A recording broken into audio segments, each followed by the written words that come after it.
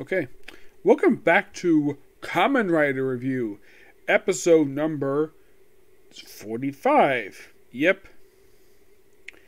Yeah, we're starting a brand new Kamen Rider for this one. The fifth ever one, Kamen Rider Stronger, which only aired in 1975. One big fun fact about this one. Did you know this actually was the very first Kamen Rider series to air alongside a Super Sentai series? Yes, this was the very first one it is. Matter of fact, this series actually ended during Go Ranger. Yep. Now pretty much the whole series is that we'll basically talk about the first 5 episodes. Now, we have our 2 leads in the series. We have Kamen Rider Stronger, who is this guy, which here's a strange and odd factor about this guy. His actor, Sagaru Akari, actually is no longer alive. Yeah, he actually passed away 10 years ago. Yep.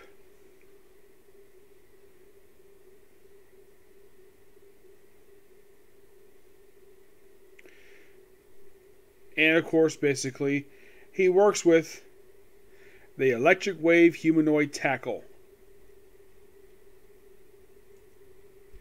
Which, yeah, this is what she looks like. Very goofy attire. But hey, I at least got handed to Toei for this one. You cast a very beautiful woman to play her. At the time, she must have been a very beautiful woman. I think the actress must be in her 70s by now. She's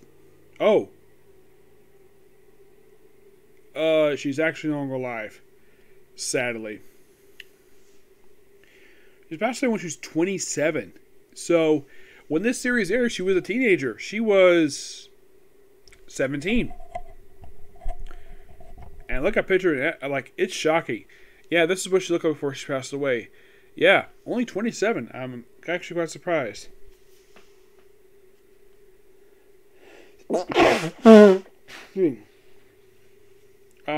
Says here she passed away from a severe asthma attack. Yeah, and they don't really explain exactly where she comes from. Like, you watch the episodes, and here's kind of the thing with these ones. They don't really explain like how Kamen Rider Strong got the way he is until episode 2. Yes, that's all you have to wait, because first episode, we basically had them investigating like this hovercraft. Yes, a hovercraft. And she just transforms randomly into... We have Misiko, that's her name. By the way, Strongest her name is Joe. Joe Sagaru. And the human tackle is Yuriko Masaki. Yes. Now pretty much these two are just partners. And of course, also the first episode does debut his motorcycle. Her motorcycle does make a first appearance till episode 3, I think it was. Yeah, it's not episode 3 when they first have make appearance. And they have it where the organization of this thing is called Black Satan. Now, they have not debuted yet with their bosses, main boss anyways. This here is the boss here first. This is Titan. Yeah, he is the one in charge of all the monsters of this organization. At this point, anyways. Yeah, he's only here for the first 13 episodes and he's gone. Yeah, it's interesting that they do that, where like about halfway through the run of Black Satan, that he's gone. And then he comes back toward the very end. But his replacement stays around for a long time. Yes, I'll get to him when I talk about... I'm not going to reveal his name yet. Not until I talk about episode 14. So, in the case of basically, like, the whole thing with this guy is that he doesn't like to be touched. He's very, let's just say he's very meticulous in how he dresses. Like, one soldier who dare touch him, he kills him, takes off his jacket, tosses it on top of him, and just takes another suit coat right out of his closet. And it looks like that for the first couple episodes, he uses a hotel as his base operations. Yeah, that's something quite strange about the Black Satan. Like in the case of the organization they use in Kamen Rider X.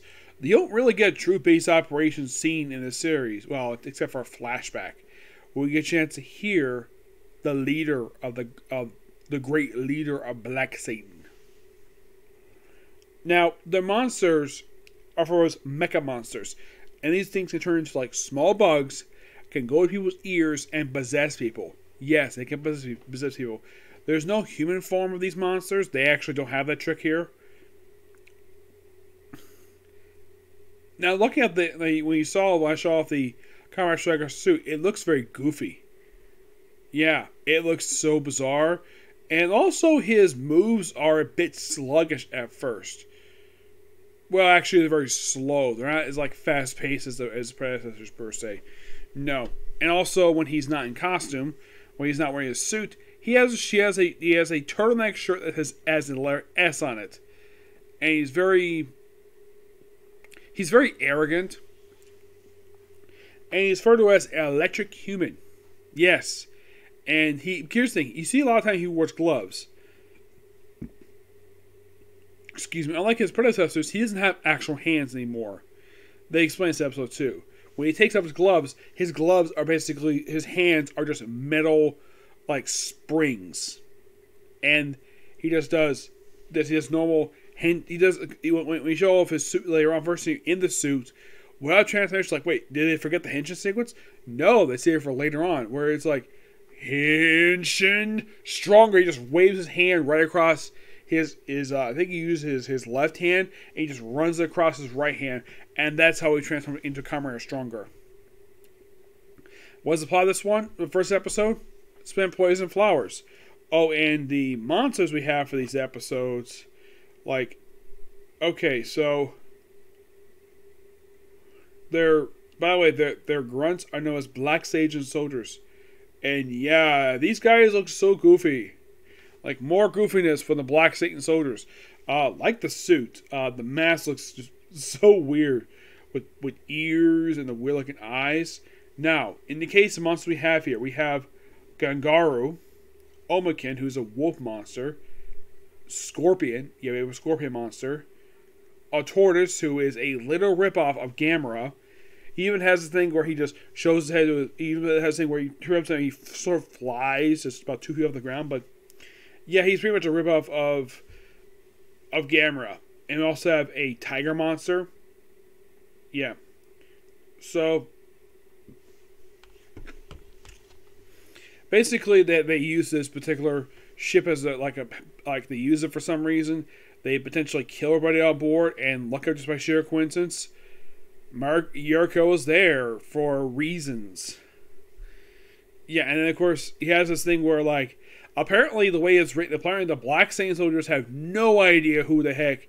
Like, they see him like, who are you? Unlike his predecessors, when they see him, they know who he is. This one, it's like, who are you? Who are you bastard? And he's like very polite, like, who are you calling a bastard? He's like, call me Mr. Joe, or Joe, sir. Yes, seriously, that's how he talks. And by the way, the first episodes are set at, like, an area near a like, you have basically where he stops like this flower operation while he's poisoning people with flowers. Yes. And there's also a minor trope. It doesn't have very, it have maybe 2 or 3 times where basically Yuriko in her human tackle form, where she actually is captured by the monster, and of course Stronger has to rescue her. Yeah. So he of course beats the monsters with his strong electric kick. Yep. I'm so glad we're back to using the kick-in, no longer a big slice. Looks really good too. And like in the case of his predecessors, the monsters explode. They don't turn to the mush. They don't spout blood. They blow up. Thank you for going back to that, because that was one thing I missed from Kamen Rider Amazon. Guess how many times the monsters explode in that one?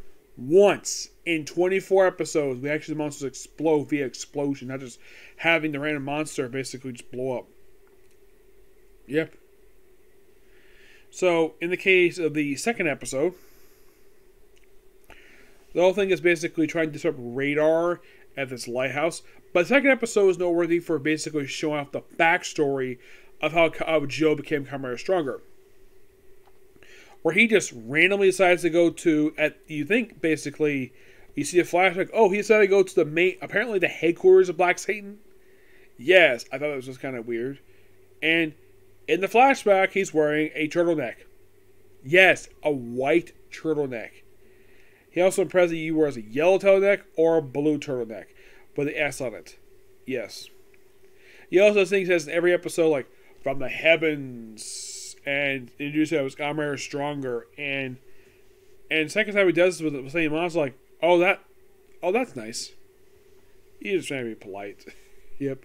So, he just basically says, I want to become a cyborg and do evil things. They're like, okay. So they give him a test, and they point out, oh, he has got a perfect body for a cyborg. So, they just transform into a cyborg. Right there.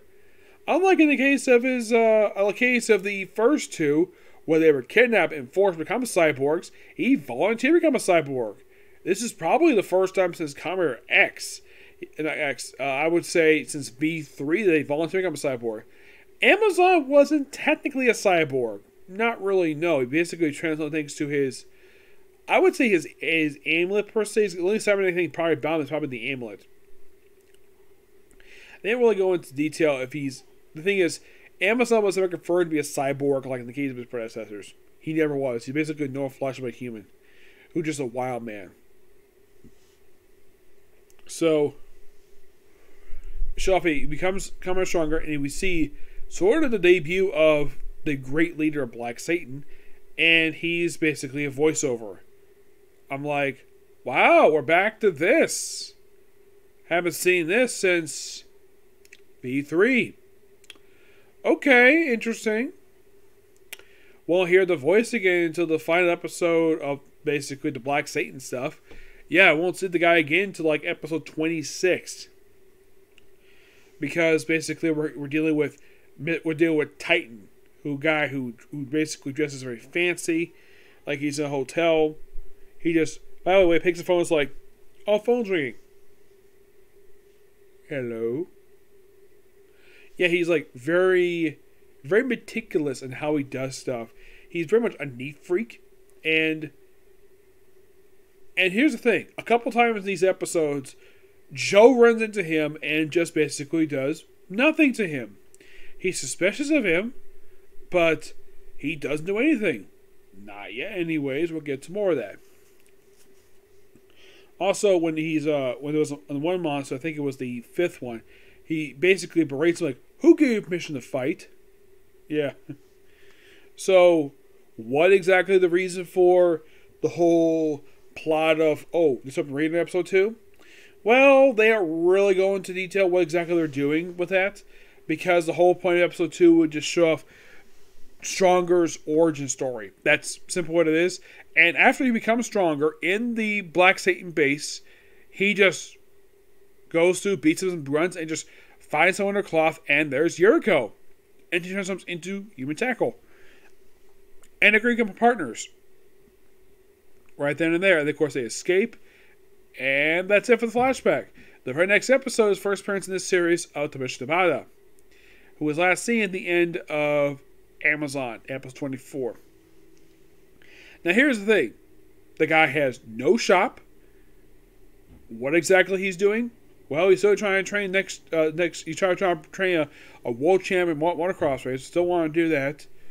But here's the thing. There's no base for the Kamen Riders. They apparently stopped that after, I think, they didn't technically have one for Amazon, because he mostly operated in the open. You probably thinking, what about X? Yes, X did have one, where they had like a meeting place they had discussed strategy. Here, nope, not really. You just have him basically just drive out his Jeep a lot of the time. Or in the case of episode 5, just take, I think it was episode 4, I think it was, where he just takes Yuriko's motorcycle and basically gets possessed by a monster. Yes, he gets possessed by a monster. By the way, the wolf monster who possesses this guy, his daughter immediately finds out that this is not her father. Nope. It's like, you smell like an animal. You're not my father. Yep. like, wow, at least his kids are going to be stupid. Yeah. I at least got to praise the writer of that episode for that. And of course, he helps out. Of course, the Kamen Rider stronger than think he's getting in the way. And he has this thing where he helps him out, but he does not exactly talk about the other Kamen Riders. Not just yet, per se. I mean, not for a little bit. So, in the case of the third one, let's just scare people, let's just kidnap children, create an army. And I'm like, didn't we just have this in like every single Kamen Rider series to date? We have an episode where they kidnap children to become children members of this organization. Yes. Indeed.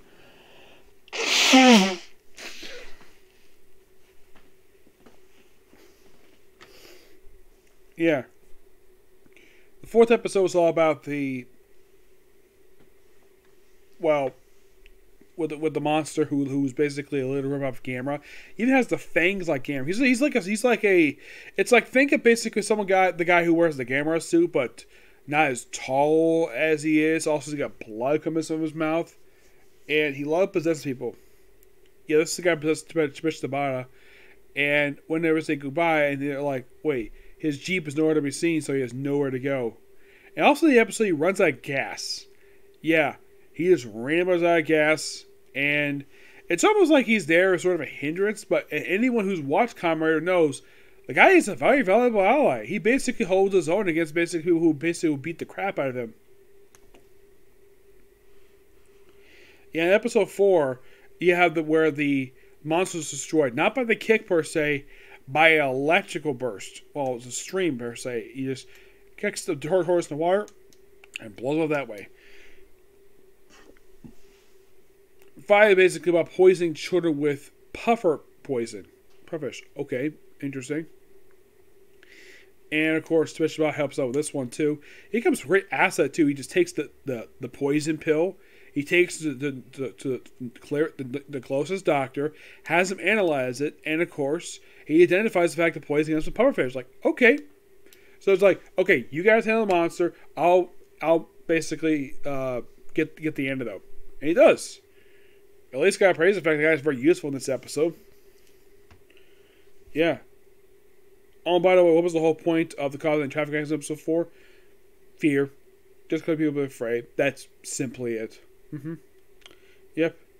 But, yeah, throw by the monster fish, and that's it. Oh. Also in this episode, we have a friend of Joe's pop up in the episode, who's basically a teammate of his, who's now a teacher. Interesting. And he's not exactly a big character in this episode, per se. He does pop up. He usually helps out a few times in the episode, but he's not really a big help because he's poisoned. But yeah, Igor Spishwai helps him get away.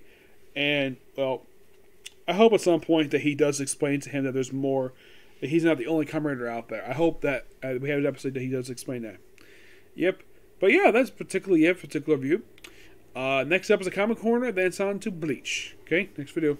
Bye.